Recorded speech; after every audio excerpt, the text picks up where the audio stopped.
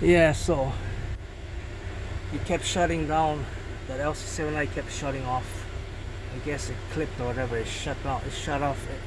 And then shut off all the power to these amps at volume 28. So I set it at volume 27 and try to adjust the gain, but still,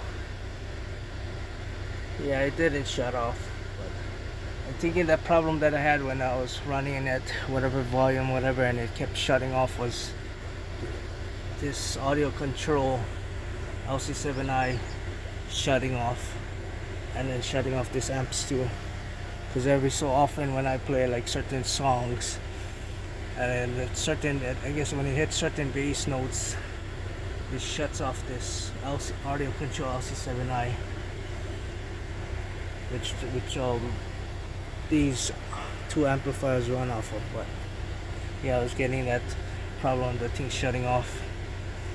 Well, so this, I figured this, so this LC7i was shutting off, and then shutting off all these two at certain bass levels. I guess it's too much for this LC7i.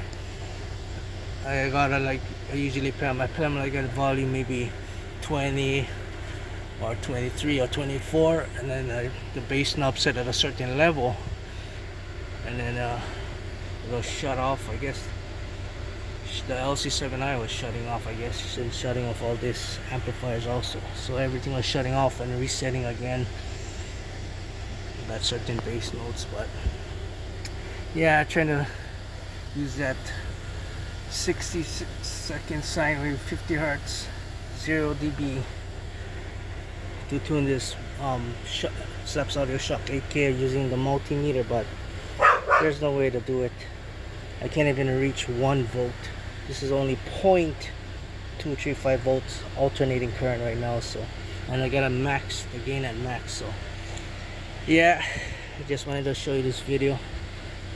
But yeah, I was trying to follow that video, how they're using this multimeter. You gotta get the RMS and the square root of the RMS, and you're gonna have to set the gains with that using the multimeter and alternating current. But no, for me that didn't even work. You can't even reach 1 volt AC off of this Slaps Audio Shock 8K. Yep, so not really sure how they do that, how they set in the gains on that using this multimeter, using the square root of the RMS of the subwoofer. But yep. Okay guys, it's Clyde here signing off.